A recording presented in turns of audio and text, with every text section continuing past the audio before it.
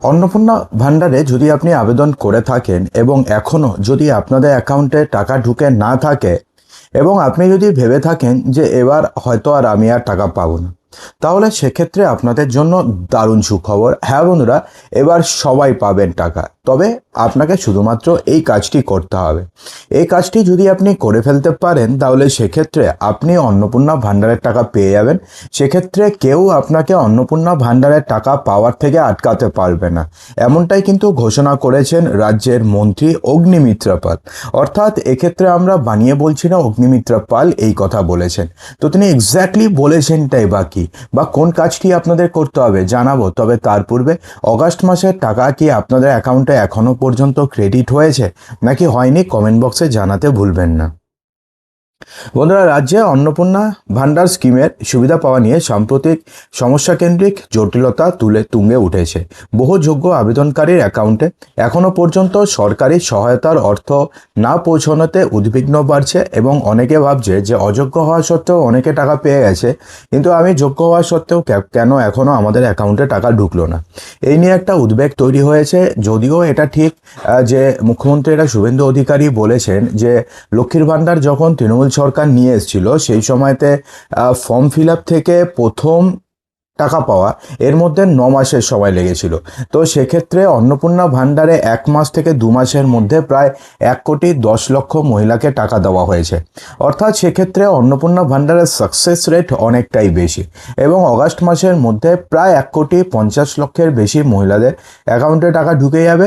এছাড়া যে 27 লক্ষ মহিলাদের নাম অলরেডি বাতিল হয়ে গেছিল বা যাদের নাম রিজেক্টেড হয়েছিল, তাদের সবার কি হচ্ছে, এবার তাদের সবার আবার ভেরিফিকেশন হচ্ছে এবং ভেরিফিকেশন হওয়ার পরে অনেকের স্টেটাস বর্তমানে আন্ডার এনকোয়ারিতে রয়েছে, অর্থাৎ রিজেক্টেড থেকে আন্ডার এনকোয়ারিতে এসছে এবং অনেকের স্টেটাস রিজেক্টেড থেকে আন্ডার এনকোয়ারি এসছে, তারপরে সেটা অ্যাপ্রুভড হয়ে গেছে।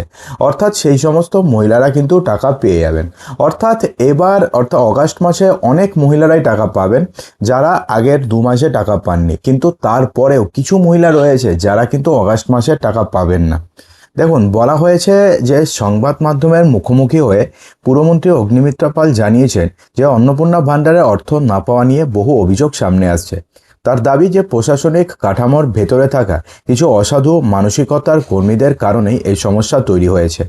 অগ্নিমিত্রা পাল বলছেন, যারা প্রকৃত যোগ্য অর্থাৎ এলিজেবল বেনিফিশিয়ারিজ থাকবেন তাদের নাম ও ঠিকানা সঠিক নথি সিস্টেমে আপলোড করা হচ্ছে না, ফলে বহু মহিলা অহেতুক সুবিধা থেকে বঞ্চিত হচ্ছেন। অর্থাৎ যারা এলিজেবল বেনিফিশিয়ারিজ রয়েছেন তাদের নাম এবং সঠিক নথি সিস্টেমে কোনো কারণে আপলোড করা হচ্ছে না, সেটা নোয়িংলি হোক সেটা আননোয়িংলি হোক। সে কারণে কি হচ্ছে, বহু মহিলা রয়েছে যারা যোগ্য হওয়া সত্ত্বেও যারা টাকা পাচ্ছে না। এর ফলে কি হচ্ছে, একটা কেওয়াসের সৃষ্টি হচ্ছে, এর ফলে কি হচ্ছে, একটা সমস্যার সৃষ্টি হচ্ছে এবং মানুষ গিয়ে আন্দোলন করছে, মানুষ গিয়ে বিডিও অফিসে আন্দোলন করছে, এসডি অফিসে আন্দোলন করছে, পঞ্চায়েত অফিসে গিয়ে আন্দোলন করছে যে আমি যোগ্য হওয়া সত্ত্বেও কেন আমাদের অ্যাকাউন্টে টাকা ঢুকলো না। তো এটা করছে। বঞ্চিত আবেদনকারীদের উদ্দেশ্যে তিনি পরামর্শ দেন যে মুখ্যমন্ত্রী শুভেন্দু অধিকারীর নির্দেশ অনুযায়ী যোগ্য হওয়া সত্ত্বেও নাম না থাকলে বিডিও অফিস বা সংশ্লিষ্ট পৌরসভায় লিখিতভাবে আপনাকে আবেদন জানাতে হবে। অর্থাৎ অগাস্ট মাসে টাকা ছাড়ার পরেও যদি আপনাদের অ্যাকাউন্টে টাকা না ঢুকে, সেক্ষেত্রে দেখুন আপনাকে কিন্তু 4 তারিখ থেকে 5 তারিখ পর্যন্ত ওয়েট করতে হবে। 4 তারিখ থেকে 5 তারিখ পর্যন্ত যদি আপনি টাকা না পান ওয়েট করার পরেও, তাহলে সেক্ষেত্রে আপনি যদি যোগ্য হয়ে থাকেন, অর্থাৎ যেই 4টি কন্ডিশনের কথা বলেছে সেই 4টি কন্ডিশনের মধ্যে যদি আপনি না পড়ে থাকেন, তাহলে সেক্ষেত্রে কি করতে হবে, সংশ্লিষ্ট বিডিও অফিস অথবা সংশ্লিষ্ট পৌরসভায় লিখিতভাবে আপনাকে অভিযোগ জানাতে হবে। লিখিত অভিযোগ জমা পড়লে নিশ্চয়ই প্রকল্পের অর্থ আপনারা পেয়ে যাবেন। উল্লেখ্য যে 1 জুলাই থেকে রাজ্য জুড়ে কোটি কোটি মহিলার অ্যাকাউন্টে প্রতি মাসে 3,000 টাকা সহায়তা পাঠানোর প্রক্রিয়া শুরু হলেও প্রায় 28 লক্ষ আবেদন বাতিল হয়েছে বা আটকে রাখা হয়েছে। বর্তমানে পঞ্চায়েত এবং পুরসভার তরফ থেকে বাদ পড়া আবেদনকারীদের পুনরায় যাচাই অর্থাৎ রিভেরিফিকেশনের কাজ চালানো হচ্ছিল। তাদের মধ্যে অনেকের আবেদন বর্তমানে অ্যাপ্রুভ স্ট্যাটাসে আছে এবং অনেকের আবেদন বর্তমানে আন্ডার এনকোয়ারিতে আছে এবং অনেকের আবেদন কিন্তু রিজেক্টেডই আছে, অর্থাৎ ভেরিফিকেশনের পরেও রিজেক্টেড রয়েছে।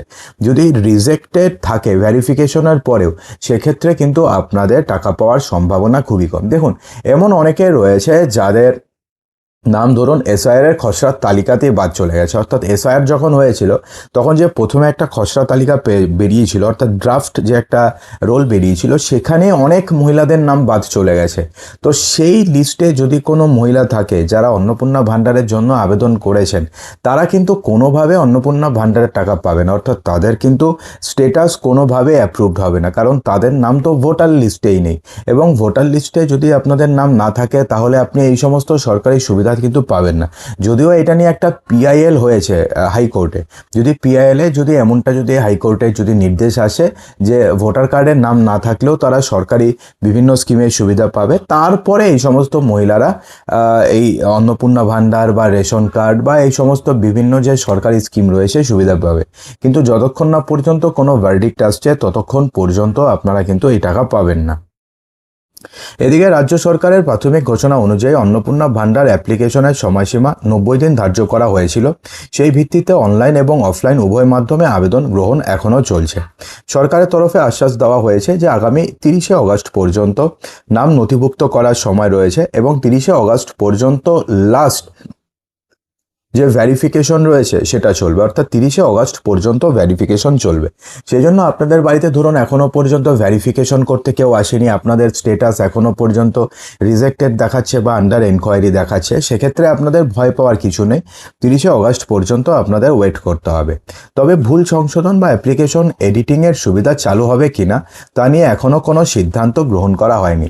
অর্থাৎ কেউ অনেকে রয়েছে যারা অ্যাপ্লিকেশনে ভুল করেছেন, অর্থাৎ কেউ ধরুন কোনো কারণে নাম ভুল করে দিয়েছেন, কেউ ধরুন যখন গ্রস ইনকাম লিখতে গেছেন তখন ধরুন কোনো কারণে ভুল করে দিয়েছেন, অথবা ধরুন কিছু একটা ধরুন আপনাদের বাড়িতে 3টির বেশি পাকা ঘর রয়েছে কিনা, এটা নিয়ে ধরুন অনেকে কনফিউশন ছিল যে আমরা তো যৌথ পরিবারে থাকি, আমাদের তো 3টা ফ্যামিলির একটা বাড়িতে থাকি, 3টে আলাদা ঘর, অর্থাৎ এক ঘরে এক ভাই, এক ঘরে এক ভাই, এক ঘরে এক ভাই। তো সেক্ষেত্রে তো একজনের 3টা ঘর থাকতে পারে না। তো এখন কি হয়েছে, অনেকে রয়েছে ধরুন ও ভাবছে যে আমাদের বাড়িতে তো 3টা ঘর রয়েছে, তো সেই হিসাবে সে তো 3টা ঘরে ইয়েস করে দিয়েছে, কিন্তু তারপরে যখন দেখলো যে না আমার তো একটা ঘরই রয়েছে, ওটা তো অন্য কারোর ঘর, ওটা তো অন্য ফ্যামিলি। তো সেক্ষেত্রে অনেকে রয়েছে, এরকম তো একটা জাস্ট উদাহরণ দিলাম, এরকম আরও অনেক কিছু রয়েছে। তো সেক্ষেত্রে অনেকে রয়েছে যাদের এডিট করার প্রয়োজন রয়েছে, কিন্তু সেই এডিট অপশন মধ্যখানে বলা হচ্ছিল যে এডিট অপশন দেওয়া হবে, কিন্তু এখনও পর্যন্ত এডিট অপশন দেওয়া হয়নি এবং সেটা অরিজিনালি দেওয়া হবে কি না সেটা নিয়ে এখনও পর্যন্ত কোনো সিদ্ধান্ত নেওয়া হয়নি। এখন শুধুমাত্র নতুন অ্যাপ্লিকেশন গ্রহণ এবং ভ্যারিফিকেশনের কাজ চলছে, অন্য কোনো কাজ এখন হবে না। তো যদি আপনারা যোগ্য হওয়া সত্ত্বেও যদি আপনাদের অ্যাকাউন্টে 5 তারিখের মধ্যে টাকা না আসে, তাহলে সেক্ষেত্রে আপনারা অ্যাপ্লিকেশন করে জমা দিয়ে দিন এবং সেখানে লিখে দিন যে আমি যোগ্য হওয়া সত্ত্বেও আমার ইনকাম এটা একটা কাজ করবেন, সঙ্গে একটা ইনকাম সার্টিফিকেট নিয়ে যাবেন। ঠিক আছে, সেটা কে দেবে, সেটা পঞ্চায়েত অফিস থেকে দেবে, মিউনিসিপ্যালিটির এক্সিকিউটিভ দেবে বা কলকাতা মিউনিসিপ্যাল কর্পোরেশনের এক্সিকিউটিভ দেবে, সেখান থেকে আপনি একটা ইনকাম সার্টিফিকেট নিয়ে যাবেন, তাহলে সেক্ষেত্রে আপনাদের এই কাজটি করতে খুব সুবিধা হবে এবং খুব সিম্পলি আপনারা টাকা পেয়ে যাবেন। ঠিক আছে, তো আশা করবো যে ভিডিওটিতে আপনাদের সমস্ত কিছু সঠিকভাবে বোঝাতে পেরেছি। ভালো লেগে থাকলে লাইক করবেন, শেয়ার করবেন, চ্যানেলটিকে সাবস্ক্রাইব অবশ্যই করবেন।